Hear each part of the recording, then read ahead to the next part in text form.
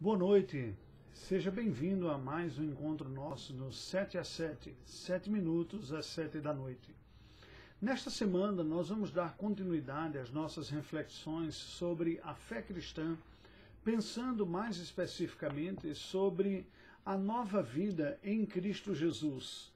O que significa isso?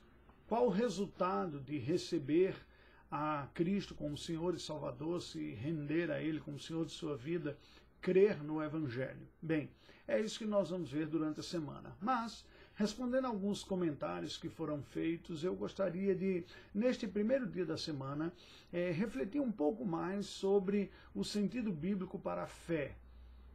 Nós temos duas formas de olhar o conteúdo da fé ou como a fé é descrita na palavra de Deus. O próprio conteúdo da fé, a fé enquanto substantivo, o conteúdo, e a fé enquanto ato, enquanto ação, o nosso ato de crer em Deus. Quanto ao conteúdo da fé, nós temos a palavra de Deus descrevendo em alguns textos, como, por exemplo, em Filipenses, capítulo 1, no final do capítulo, quando o apóstolo Paulo diz, lutai juntos pela fé evangélica. Ou quando Judas, escrevendo a sua carta, diz que ele decidiu escrever sobre a fé comum.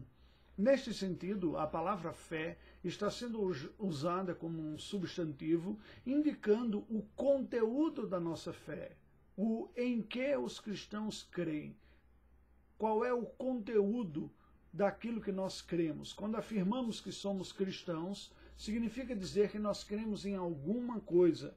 Esta alguma coisa que nós cremos é precisamente o conteúdo, é o objetivo, é o objeto da nossa fé. Aquilo que nós devemos conhecer bem e sermos também capazes de explicar para outras pessoas, como a palavra de Deus nos diz, que nós devemos ser capazes de dar razão da nossa fé. Bem, este conteúdo ele é necessário para que sejamos cristãos, mas este conteúdo também deve ser bem compreendido pelos cristãos para que seja defendido ou apresentado, anunciado a outras pessoas. Isso nos leva ao segundo sentido da palavra fé, agora não mais como substantivo, mas sim como verbo. O que significa crer em Deus? Algumas pessoas me mandaram um comentário dizendo, olha, a Bíblia diz que os demônios creem e tremem, nem por isso eles são salvos. Então, como você está defendendo a ideia de que basta crer para ser salvo? Bem, para que nós compreendamos isso, temos que entender a diferença que a palavra de Deus faz do verbo crer. O verbo crer tem vários sentidos na palavra de Deus. O primeiro deles, o mais superficial, que é aquele que com certeza é compartilhado pelos demônios, e eles creem assim, é ter o conhecimento do conteúdo da fé, ou seja, saber fatos sobre o que a palavra de Deus apresenta como conteúdo de nossa fé.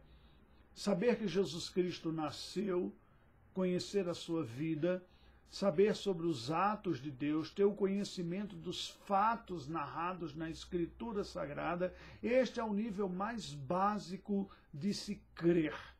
Crer, portanto, significa, em primeiro lugar, ter o conhecimento dos fatos bíblicos, que são os fatos que são apresentados na palavra de Deus, os atos de Deus descritos na Escritura Sagrada. Especialmente, se estamos falando de cristianismo, os fatos relativos à vida do nosso Senhor Jesus Cristo. O seu nascimento, o seu crescimento, a sua obediência, a sua entrega voluntária na cruz do Calvário, a sua ressurreição, as palavras que ele anunciou. Ora, crer nisso significa concordar que historicamente estas coisas aconteceram. Para que alguém pudesse concordar com estes fatos, bastaria tê-los presenciado. Mas isto não significa que aquela pessoa seja um cristão. É neste sentido que a Bíblia diz que os demônios creem e tremem. Eles sabem que Deus é Deus, que Deus existe, não tem dúvidas sobre isso, mas isso não gera salvação em ninguém. Aí vem o segundo nível do verbo crer, que é crer não apenas como concordar que aqueles fatos são históricos e verdadeiros, os que a Bíblia fala sobre os atos de Deus e sobre o seu Filho Jesus Cristo, mas concordar com o sentido apresentado pelas Escrituras Sagradas para estes atos.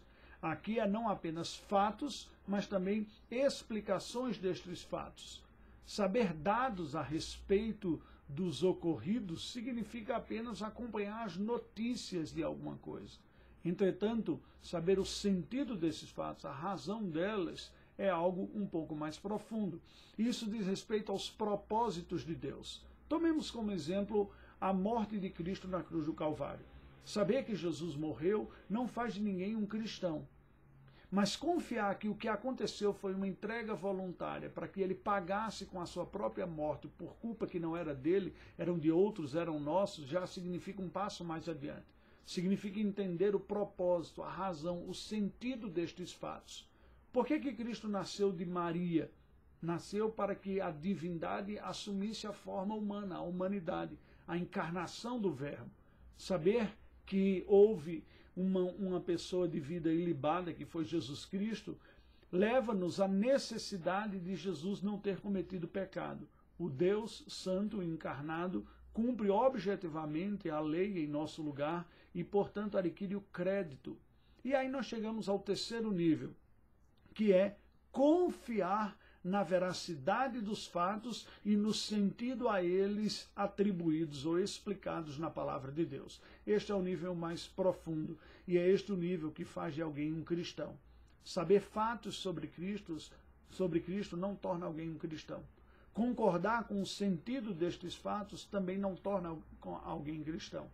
Os próprios demônios sabem que Deus existe, mas de alguma maneira não concordam com tudo aquilo que a Bíblia diz sobre Deus, e por isso mesmo houve uma rebelião.